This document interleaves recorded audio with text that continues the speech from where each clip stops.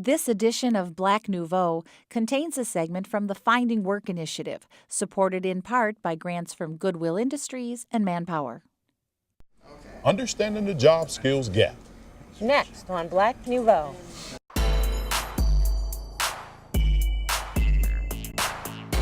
Good evening and welcome to this edition of Black Nouveau. I'm Milton, Dockery. And I'm Faithe. We're glad you could join us. As we move into the Veterans Day weekend, we'll remember some World War II veterans. Technical difficulties hindered the broadcast of our original interview with the owner of the Milwaukee Blast. So we'll reprise it for you this week. We'll also have an excerpt from the Hansberry-Sands Theater's next production, The Trip. But first, it's no secret that unemployment for Milwaukee's African-American community has reached staggering proportions. In the first of a two-part series, Joanne Williams takes a look at one of the reasons jobs are going unfulfilled while people are waiting in line for jobs, the skills gap. Looking for jobs. Yeah, I've been looking for jobs. Looking for jobs. Call me.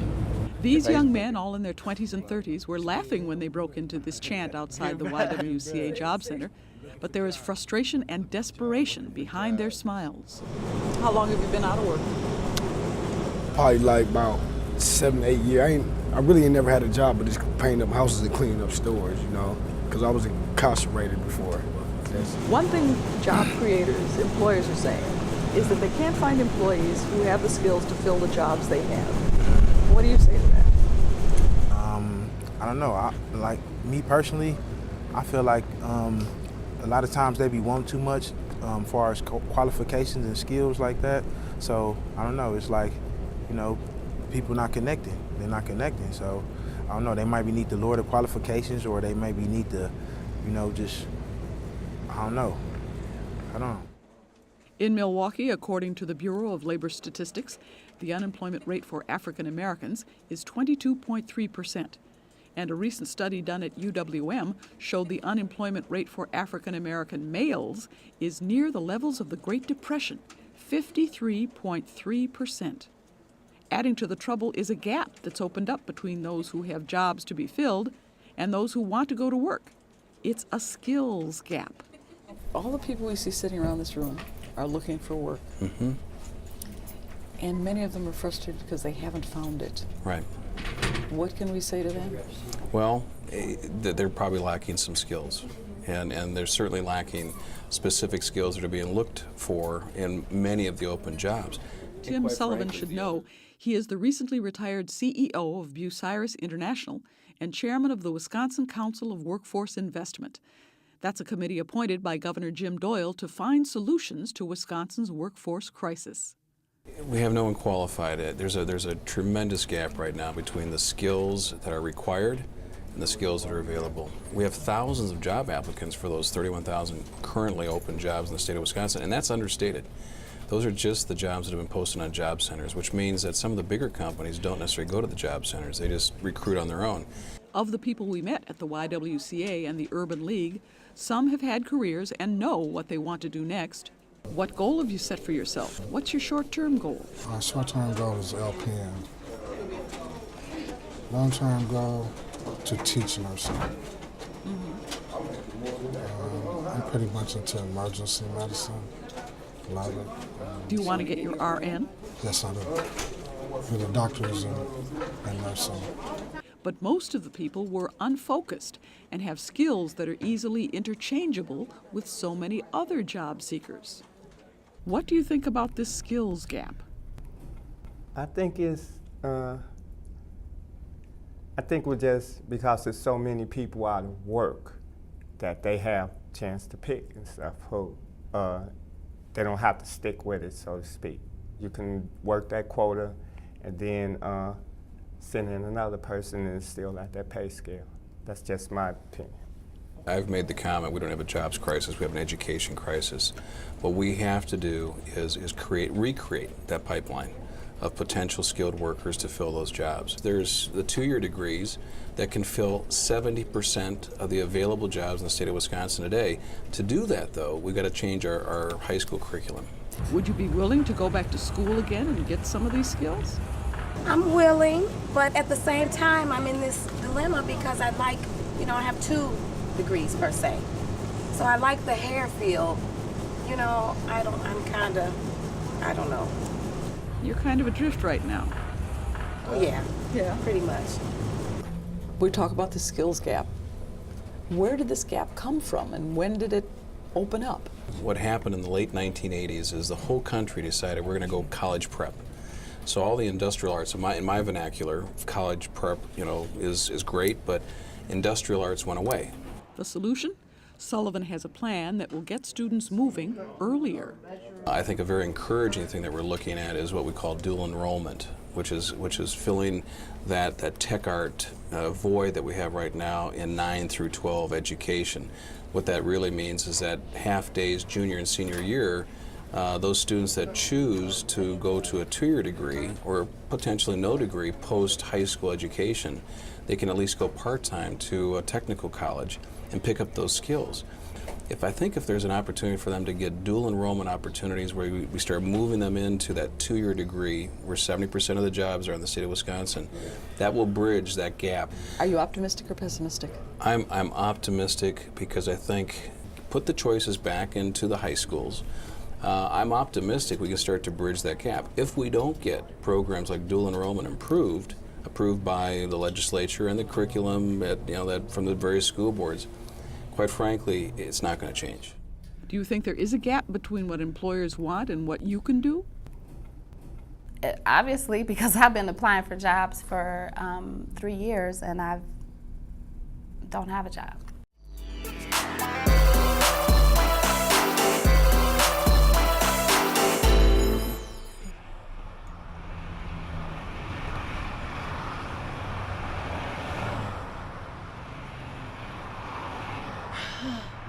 Ladies, it's been 24 hours since we left California, and we haven't heard an utter from you outside of a grunt and a sigh. Even in the hotel last night. Exactly. The two of you acting like deaf mutes. I mean, Lord knows Jenny and I tried to get a little conversation going on around here, but with no help from the two of you.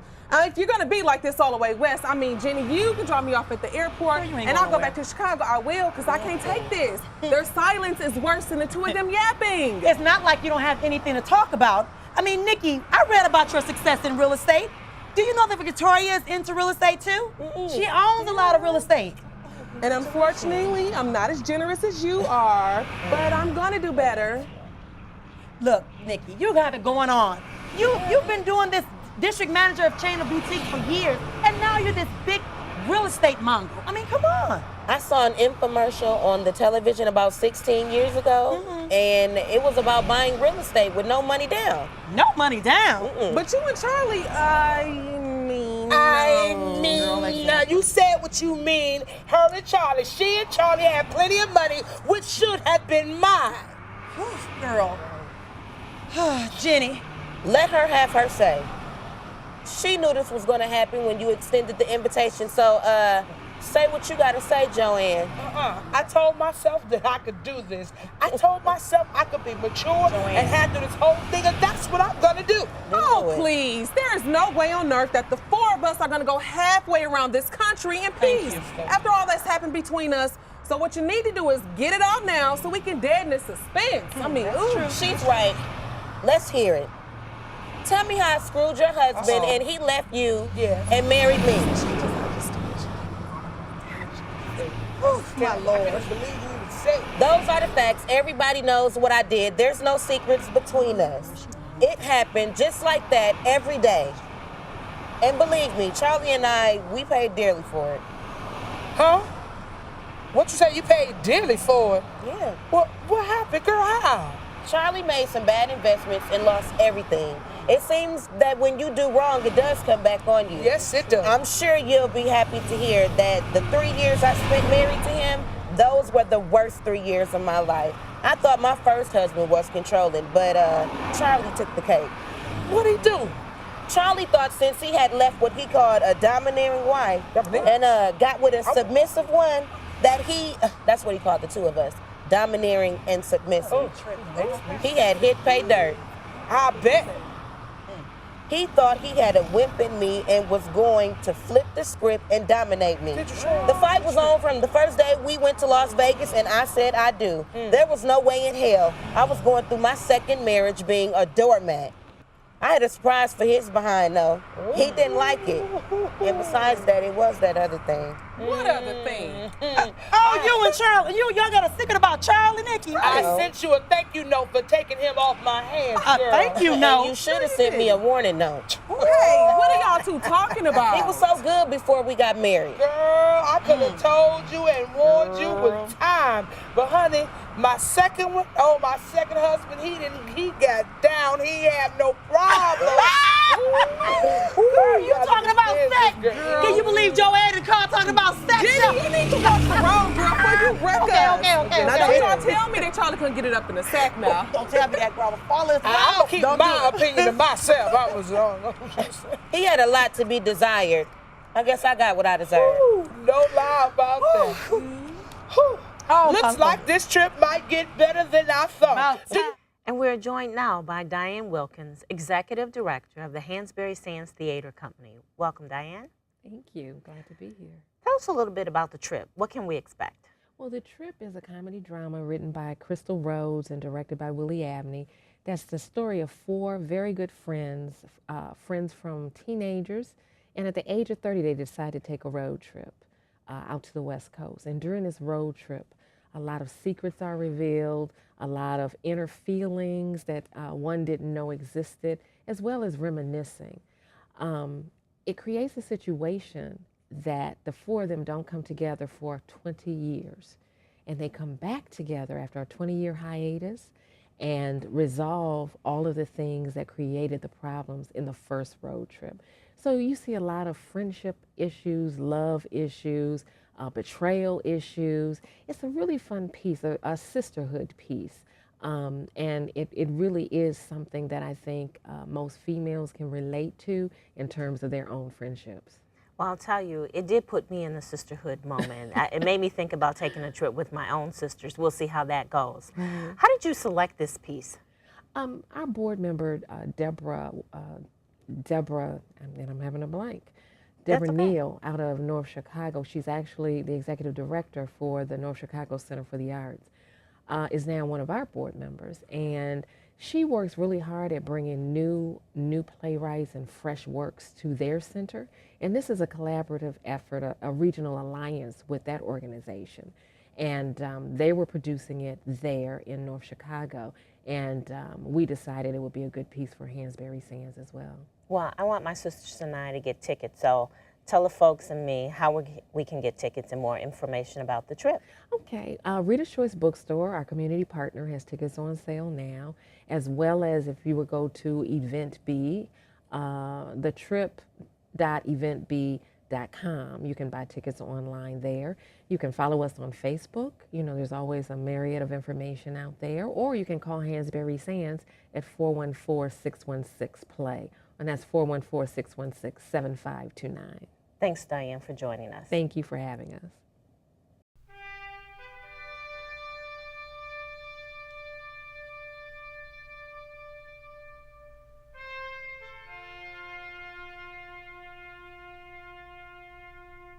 It's a part of our heritage. It's part of many blacks in this country, heritage to serve in the military. Since our earliest existence in this country, we had always fought in America's wars, even predating this country being a country, with the first casualty of the Revolutionary War, Crispus Attucks, being a black man. Subsequent to that, all of our great leaders always encouraged us to join the military, to fight in defense of this nation as a way of trying to gain full citizenship. And fight they did. More than 2.5 million African American men and thousands of African American women served in the armed forces during World War II. With the attack on Pearl Harbor in 1941, many Americans enlisted, but some were drafted.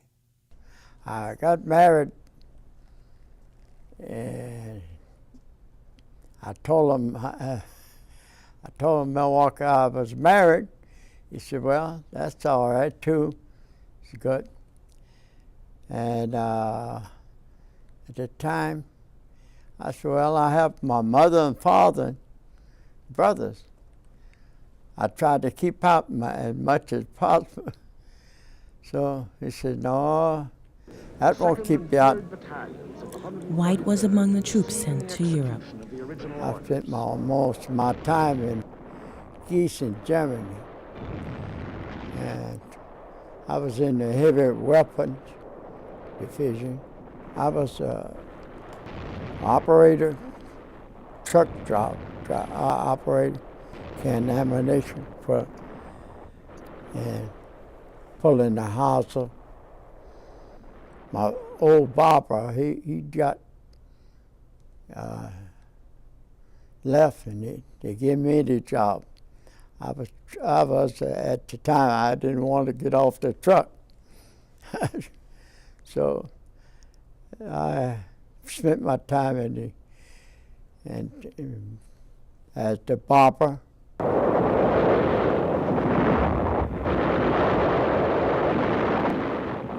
Black soldiers served on the front lines in both the Pacific and European theaters.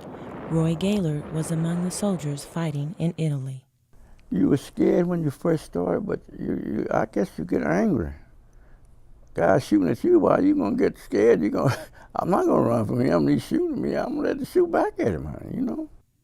Gaylord was a machine gun operator with a heavy weapons company. There was a lot of fire was going on. They firing both ways, and my buddy jumped up. He said, "I can't stand it, Roy. I'm gonna go." And I said, "Don't do it, sir." And I said, "Don't do it." He jumped out of the foxhole and run. All I looked up, I seen his both legs was coming down. One of the legs was separated from his body.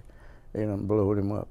What was key about serving in World War II is that blacks were fighting on two fronts. We were fighting fascism and totalitarianism overseas, but we were fighting for equal rights here at home. The military was still segregated, with black soldiers usually under the command of white officers. Back in Milwaukee, Bob Harris was drafted out of Lincoln High School. The thing that got us so puzzled, in Lincoln High School, we were integrated. You know, I think we were about maybe 25% of the school at that time. And the majority of the school was Italian heritage. And then you had Slovakian, Irish, Polish, German, a few Armenians, and Greeks. And that was kind of the mix of Lincoln High School. And so we'd walk home together, you know. We got into the military only to be separated. Even though the units were segregated, they often fought side by side. They was nice. And the guy on the right or left of us, they trusted us and we trusted them because we was all in together, you know. They don't get them. I never forget our commanding general, when we got that, General Armour, that was his commanding officer. He said, "Well, we're all over here, and we're glad we got over here." And so over here, he said, "A man's a man, regardless what color you is." The Germans often tried to use America's racial problem to divide American forces. The Germans didn't appreciate us fighting too much. You know, they said some different things. Why you over here fighting? You can't even go in restaurants or something like that, you know. And they had an old girl named Sally. She was broadcast every evening, "What y'all over here fighting for? You ain't got nothing to fight for," and all that. And that made you feel bad, but hey, I'm a soldier. I'm gonna to do what I was supposed to do. And I did it, so we did it. Italy was eventually captured by the Allies. With the war in Europe winding down, attention shifted to the Pacific and defeating Japan. So going overseas, they didn't know what to do with us. They dropped the bomb. In basic training, everything was to invade Japan. You know, they were getting ready as it was the combat infantry. And I said, "Man," "what are we going to be doing?" "Well, you're going to be the ones to build the bridges over wherever we take Japan. We're going to be bombing in there, and they're going to rebuild the bridges and so forth." The dropping of the atomic bomb effectively ended the war. Japan surrendered on August 15, 1945, but Bob Harris's tour of duty continued. He boxed in the service, winning many championships. So they had the Golden Gloves of Korea, and you know, and a Diamond Belt of Korea. 2 fights contests, I won both of those. But back home, there were still wars to be fought. There were little battles that you had to fight, you know, even though you were a veteran. I don't think that was your badge automatically that you're going to get a good opportunity, depending on where the work was. And many veterans wanted to buy houses once they got to work and started their families, but there was discrimination in housing. You know, you couldn't buy in certain neighborhoods until the open housing law was passed many years later. In fact, it was because of the service of blacks during World War II and the atrocities that they faced after World War II, shortly after World War II, that President Truman signed Executive Order 9981 that desegregated the military forces, and that served as an experiment, if you will, for the rest of the nation. Roy White returned to Milwaukee, where he worked for an international harvester until his retirement in 1979. Roy Gaylord moved with his family to Milwaukee in 1951, where he and his wife raised 5 children and 53 foster children.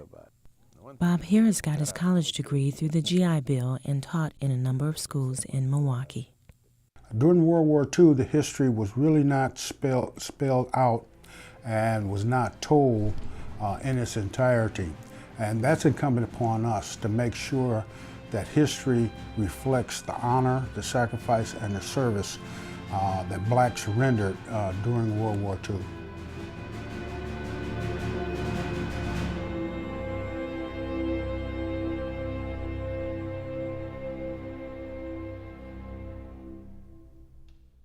They're playing basketball. We love that basketball.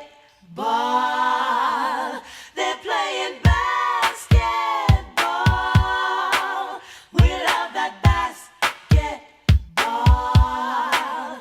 Their balls aren't red, white, and blue yet, but these hopefuls are trying out for the newest American Basketball Association team, the Milwaukee Blast. We have 17 that are coming to training camp, and we'll keep 12 players, 14 and 2 of them be practice of injury or if somebody gets a job overseas or something. This is not the ABA that Julius Erving rose to fame with. That league merged with the NBA in 1976. This American Basketball Association began in 1999. The current configuration has about 50 teams. The newest team, the Milwaukee Blast, will play in the Great Lakes Division. We kind of opened the season at the right time with the NBA lockout. I'm very excited about coaching the Blast. I'm happy for this opportunity and looking forward to it. 1, 2, 3, Blast! And we're joined now by ELZIE FLENARD III, owner of the Milwaukee Blast. Mr. FLENARD, welcome to Black Nouveau, sir. Thank you for having me. Mr. FLENARD, why an ABA team now?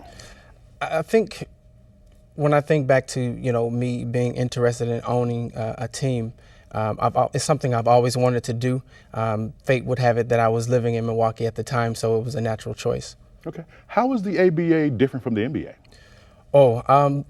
The style. It's a different product. Some of the rules, the differences in the rules. The biggest one is the 3D rule. So basically, when the offensive team has the ball in the backcourt and they turn it over, every point that's scored, you add a point to it. Okay. So potentially you can have up to a 4-point play. Okay. Any other additional rules we might need to know about when we come to the game? Oh yeah, there's a 7-second backcourt, okay. And there's a back down rule that encourages guard play and up-pace and up-tempo basketball. Now by design, your team has a heavy concentration of local athletes. Absolutely. Talk about that. What we wanted to do is put people on the floor that Milwaukeeans could identify with. So you may know a person who went to King or who went to a local high school, and you watched them play, and they may have gone off to play college, and now they're back in the area, and they're taking care of their families, and they just want to compete at a high level again. And you're still a fan of theirs, so we wanted to put them on the floor so people could touch them after the game, can talk to them, they could sign autographs and kind of make it so that it's tangible for people. Now, how do you go about finding that local talent? We held tryouts. Our last tryout was this month yet, and we had a phenomenal turnout. We had over 40 people come out. We had local college interns come and do a report for us. So it was an awesome turnout. We were very pleased with it. Now, you also do a lot of community outreach. Talk about that for us and give us some examples of what you're doing. Yeah, I get the question all the time, you know, why the ABA? Why are you doing this? And I don't have delusions of grandeur thinking that, you know, this is going to make me a millionaire, because it's not, you know, and that's not my intention or my goal. You know, our goal with this is to use basketball, use sports and entertainment as a platform to raise awareness on community issues. As you know, us as a community, we have, you know, health issues, we have education issues, we have you know, things that we can use these local guys that people can identify with to go and talk to the kids and say, hey, you know, if I could go to college and get an education, then you can too. You know, if I can do positive things and reach back into the community, then you can too. Now, in terms of that community service, is it player driven? Do the players decide what community issues they want to address, or do you guys do it as a unit? We kind of do it as a unit. Like, one thing that's really close to my heart is fatherhood. We're working with the Fatherhood Initiative to try to get some things going with them so that we can, you know, kind of shine a light on fatherhood. It's challenging, but I think that if you grab the bull by the horn, so to speak, and just you know, and take the right approach to it, I think that we can make it look cool and make people want to be fathers versus the alternative. Mr. FLENARD, it's very obvious. You're a young man. Where did this entrepreneur spirit come from, briefly? I think, like I was saying before, one of the problems in the community, I think, go back to mindsets. If we can change and influence the way people think, then the way they act will change. So when you talk about ownership, if I own something, then I can dictate, you know, who works for me and you know, kind of how it's processed into the community. So for me, it's about ownership. When do you start playing? And what are the price of tickets? Yep. Our first game is an away game down in Chicago, November 3rd and 4th. I'm sorry, November 4th and 5th. And then we come back home on November 13th. Tickets are $10, so it's affordable and it's family friendly. How many games do you play? And where will you be playing at? Yep, we'll be playing at Wisconsin Lutheran College, and we have 14 home games. Oh, and give us some examples of some of the teams you'll be playing. I got about 45 more seconds. Okay. So if you could briefly do that, I have one more question I want to ask you. Okay. The teams that we're playing are going to be regional, so down in Chicago, a couple of teams in Indiana, and then we'll have some travel teams coming into Milwaukee to play us. So, Mr. FLENARD, if people want to get more information about the Milwaukee Blast, how do they go about doing it? You can go to our website, www.blastbasketball.com. Before we close tonight, Faith, how did you fare with the food stamp challenge? I didn't fare well, Milton. 2.5 days I lasted. It's very difficult to have a menu and to eat well on an extremely fixed income. I have a whole new way of looking at hunger. And gives you a greater appreciation for those who own food stamps. It does. Well, that wraps up this edition of Black Nouveau. Remember, in the coming week, do something to expand your world. Good night. Good night.